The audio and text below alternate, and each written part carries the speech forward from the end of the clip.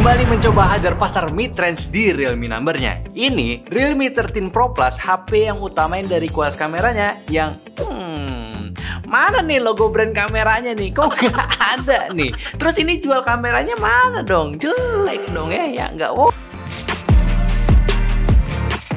Oke, sebenarnya malah gua heran kalau lu semua sekarang bisa berubah mindsetnya. Kalau HP dengan kamera bagus itu harus gandeng brand kamera atau brand lensa.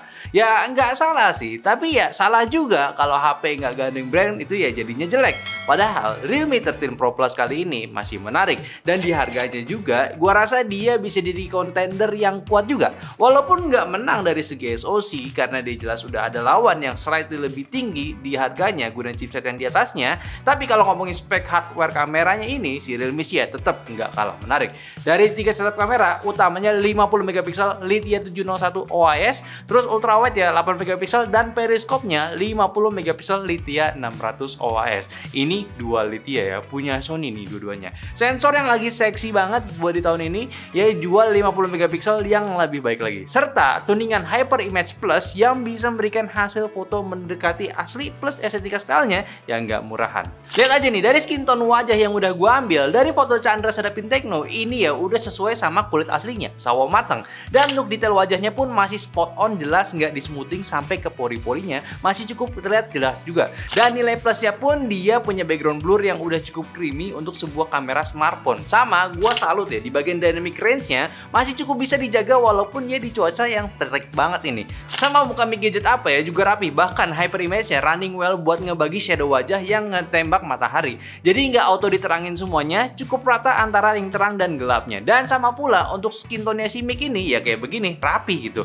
Buat beberapa hasil dari model fotonya juga dengan kamera periskopnya pun juga untuk skin tone masih kekejar ya. Walaupun kerasa jelas ada peningkatan dari segi exposure ya, karena umum ya di periskop itu butuh cahaya lebih biar tetap punya hasil yang bagus. Tapi secara overall tanpa gunain mode portrait, ini hasilnya udah termasuk yang bagus. Boleh buat diadu sih, warna, detail, clarity, dan juga pemanis fotonya itu udah ditune sama si Realme dengan sangat baik. Dan khusus untuk periskopnya juga udah oke. Dia itu gunain dari zoom 3 kali sampai 6 kali itu masih optimal. Untuk lebih jauhnya itu juga tetap bisa, tapi lebih ke digital banget sih hasilnya. Hasilnya sendiri sih ya gue cukup amazed. Pertama, Realme tetap konsisten gunain periskop yang ngebuat lini handphone satu-satunya yang punya periskop di level harga segini. Setahu gue belum ada kompetitor yang sama, at least ya cuma pakai telefoto aja. Sisanya kalian bisa lihat hasil-hasil yang udah gue coba ambil saat experience barang Realme kemarin.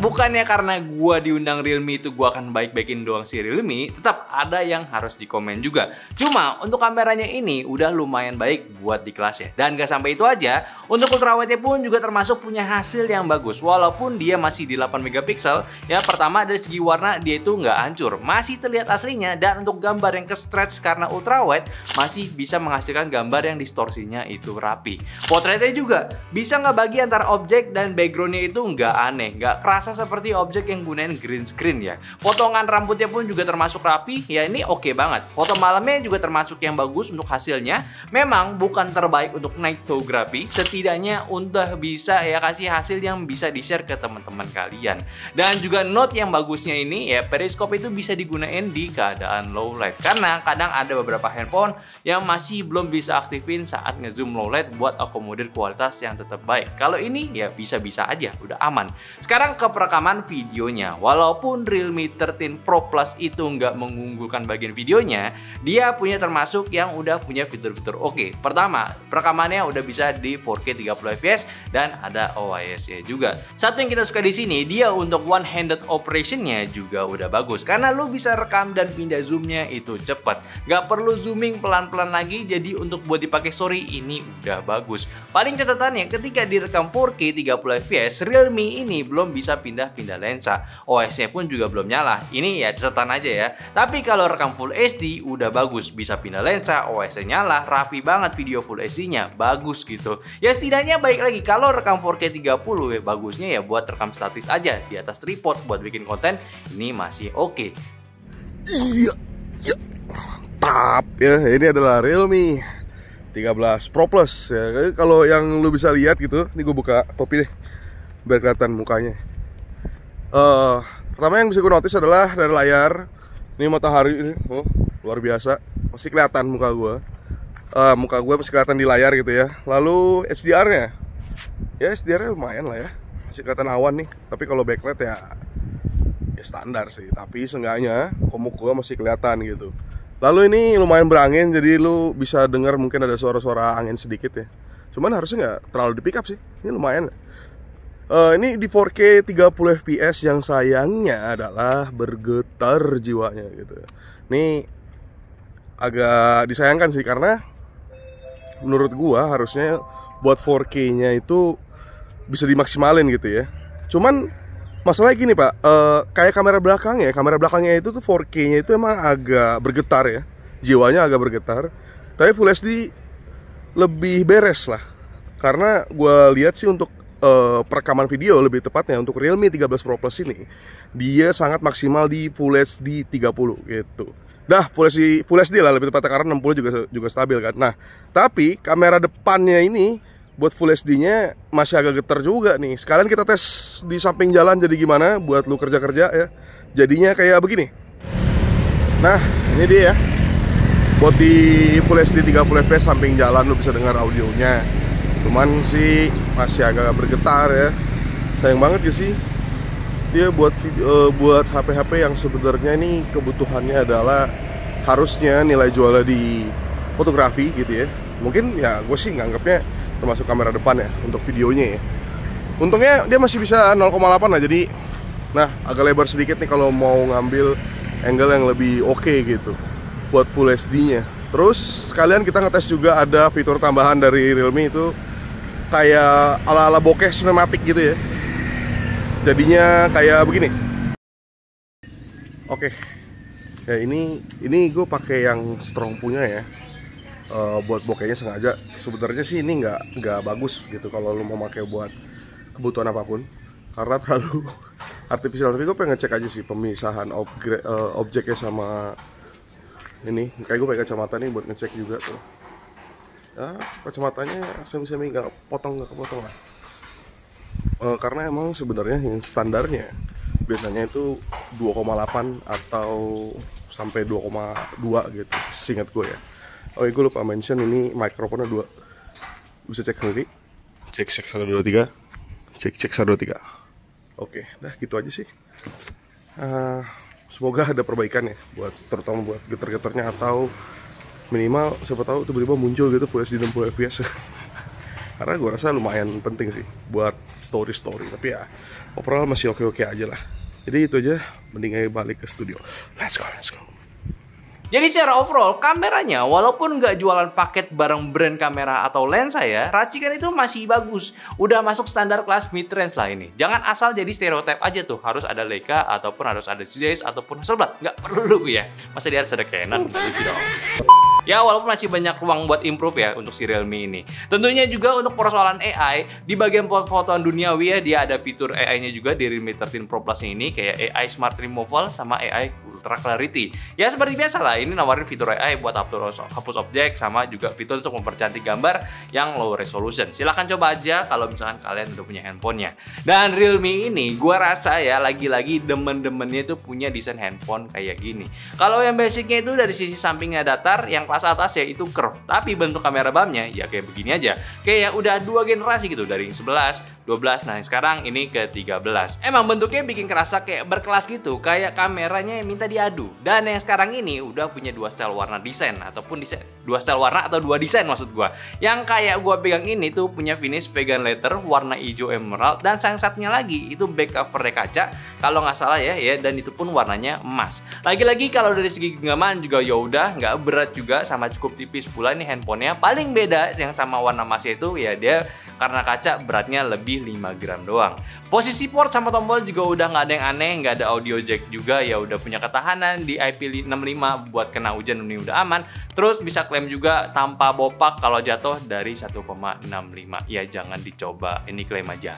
Ini dapat di 120 Hz Full HD Plus, panel OLED ukuran 6,7 inci dan dilapis Corning Gorilla Glass 7i untuk layarnya. Kalau brightness-nya ini jualannya tuh di 2000 nits untuk local peak brightness-nya. Cuma kalau dites lagi ya sesuai speknya aja. Pesan HDR ya di 1000-an nits ya. Ya ini sih udah nggak ada masalah lah. Gua pakai di luar juga masih jelas kepake.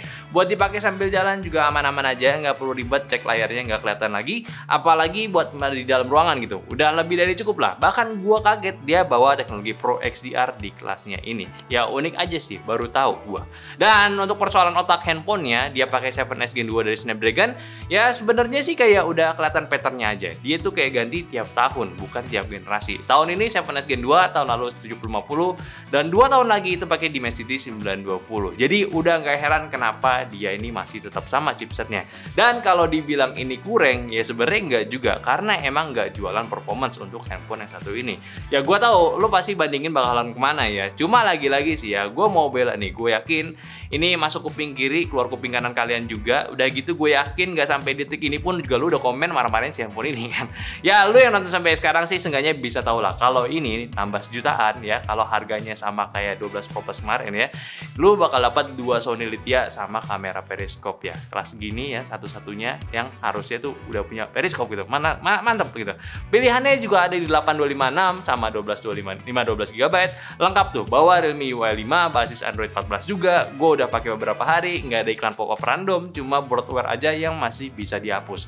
OS-nya lumayan beres, haptic feedback-nya juga udah bagus banget, premium parah. Ya buat daily sih, ini udah salah satu UI yang beres. Kalau performance-nya, dia ini bisa dapat Antutu di sekitaran 600 ribuan, Geekbench single itu di 988 poin, dan multinya itu di 2800-an. Kalau 3D Mark Live-nya dapat di 3000-an poin, dan 3D Mark Slingshot-nya itu di 6400-an poin. Di hasil testing CPU throttling, ya dia itu punya stay di rata-rata 80%. Ya sebenarnya sih udah expected juga, apalagi dia punya body vegan leather ya. Jadi kemungkinan throttling itu sangat bisa sekali. Tapi untungnya dia nggak sampai drop yang gila grafis merah gitu. Cuma untungnya GPU test di Wildlife Stress Test dia mah aman-aman aja. Dapat stability-nya di 99,7%. Anteng banget ya. Dan buat testing gamenya pun seperti biasa kita tes di mode performance dan di suhu yang standarnya kita tes yaitu di 27 sampai 28 derajat Celcius. Kayak di game pertama di Genshin Impact di settingan medium 60 fps dia dapat 38 fps rata-ratanya, dan permainan selama 20 menit itu dapat 7%, dan suhunya yang depan itu maksimum di 45 dan belakang maksimum di 43 derajat Celcius. Nah, main game Genshin Impact di handphone ini sebenarnya udah ketebak ya. Kalau lu cek awalnya itu lumayan oke, bisa nyentuh di 60 fps. Tapi waktu suhunya udah mulai ngebakar jari kita, baru deh turunin lagi performance-nya. Suhunya pun juga ikutan turun ke 43 derajat. Jadi, angka 45 derajat yang gue bilang itu emang beneran maksimalnya aja, bukan terus-terusan. Overallnya ya buat bukan handphone yang jualan game ini oke-oke aja lah. Dan buat penyebaran suhunya pun lo bisa lihat sendiri di FLIR ini ya, juga lumayan bisa ngebagi walaupun nggak seluas ke semua handphone ya. Ini terbilang bagus karena ini adalah jaminan HP lo itu bisa lebih awet. Nah, untuk di game kedua itu Mobile Legends di settingan High Super ya, itu dapat rata-rata permainan di 71 fps dan permainan selama 37 menit dapat 14% pengurangan baterainya. Dan sama untuk suhunya di bagian depan itu di 45 derajat Celcius dan di belakangnya itu di 43 derajat Celcius max-nya. Nah, buat main Mobile Legends sebenarnya agak kaget nih, atau jadi insight lagi juga buat kita ke semua ya ke depannya juga. Ternyata emang FPS yang dibuka itu akan menghasilkan panas yang lumayan. Jadi grafisnya jadi bukan ultra, emang masih mentok di high aja, dan ini suhunya bisa nyentuh di 45 derajat. Dan sama juga kayak Genshin tadi, alhasil FPS akan dilimit biar suhunya itu lebih adem lagi. Ya kira-kira di 43 derajat juga. Ya saran gua udahlah ya main di 60 fps aja atau setting grafis turun kalau mau dapat FPS yang lebih stabil. Kalau untuk di game HOK ya ini di settingan ultra high dapat rata-rata di 57 fps dan permainan selama 29 menit makan 5% doang, dan suhunya ini jauh lebih adem. Depannya 38 dan belakangnya 36 derajat. Nah, tadi gue bilang mending Mobile Legends main di 60 fps aja kan, karena terbukti nih benar di HOK emang ini game gak seberat di Mobile Legends. Tapi dari hasil dan suhu yang dikasih, dan ini grafisnya juga di ultra juga, kayak main game di handphone yang paling bener pakai di settingan 60 fps aja. Buat layar juga nggak ada masalah masalah main Hawka di Realme 13 Pro Plus ini ya udah oke lah, udah sesuai sama kelasnya. Lalu di game selanjutnya, game PUBG di settingan HDR Extreme itu dapat rata-rata di 55 fps dan permainan selama 15 menit di 5% dan suhunya tertingginya cuma di 41 derajat Celcius. Buat main game PUBG, sorry ya sebentar doang, tapi itu sebenarnya ngetes satu game aja lah. Cuma karena jokinya nggak bagus ya CCD, jadinya nggak bisa chicken dinner. Nah ini sebenarnya lo bisa lihat juga itu FPS awalnya agak geruduk-geruduk karena main di tempat yang baru rilis, yaitu di castle apa gitu, gue lupa namanya. Ya coba aja anak PUBG kasih tahu nama tempat itu apa. Jadi tempat baru ini kerasa belum optimalnya, beda pas udah keluar area kastil ke tempat yang biasa kita main. Yang sebenarnya gue agak kecewa sedikit karena pengalaman gue di handphone mid-range premium ya udah lumayan kenceng lah harusnya. Baru di Realme ini nih yang grafis HDR-nya berasa agak jedak-jeduk untuk main game PUBG. Gua nggak tahu ya apakah ini salah Realme dengan 7S Gen 2-nya atau gimana, atau memang map event PUBG-nya yang belum optimal jadi harus diturunin settingannya. Tapi sisanya kayak layar, gyro, speaker udah layak banget buat lo push rank di game ini. Nah by the way dia juga ada vapor chamber di handphonenya, ukurannya 4500 mm persegi. Ya lumayan lah, kalau nggak ada ini pasti bakal lebih kacau lagi. Cuma nggak tahu sih kalau tadi lu lihat main game, mungkin karena dia pakai body vegan leather jadi panasnya masih ketahan di dalam. Ya lebih panasnya ke bagian layarnya. Kalian juga perlu cek lagi sama review yang warna emasnya ya. Dan agak kaget juga dari segi baterainya pun ada peningkatan. Kapasitasnya sekarang nambah jadi 5200 mAh dan chargingnya pun upgrade jadi 80 watt super VOOC. Ya udah all day baterai minus charging juga gitu, jadi cepet ngecasnya. Pelengkap jelas sudah 5G ready, Bluetooth 5.2, Wi-Fi 6 ya, NFC 360 derajat juga, untuk multifunction juga ready, proteksinya udah in-display fingerprint juga, dan buat sensornya pun juga udah oke, lengkap ya. Plus speakernya udah jelas stereo. Jadi kalau lu nanya gimana menurut gua soal handphone ini, ya sebenarnya gua mau kasih faktanya aja ya. Sebenarnya Realme itu ya di tahun ini udah mulai membaik cuy. Asli, at least dari Realme number sampai ke GT-nya itu udah makin jelas. Kalau konsisten kayak begini sih, ini harusnya bakalan bagus. Cuma emang kadang campaign-nya aja suka miss gitu. Jadi kayak bahan komen warga-warga kita nih ya. Tapi Realme 13 Pro Plus yang ini udah bagus lah. Bukan lompatan jauh memang dari Realme 12 Pro Plus kemarin, tapi ini lebih ke penyempurnaannya. Kamera tetap periskop tapi sensornya diberesin. Layarnya diimprove jadi lebih terang. Baterainya buat yang ngerasa kurang buat carian sekarang dibadakin lagi. Ya coba aja kasih chipset yang lebih bagus itu harusnya. Tapi ngarep ya. Ya gue sih cuma berharap ya harganya itu tetap sama aja kayak yang kemarin. Biar tetap considernya itu aman, jadi untuk kontender kuat di handphone mid-range kasual yang ngejual periskop di kelasnya.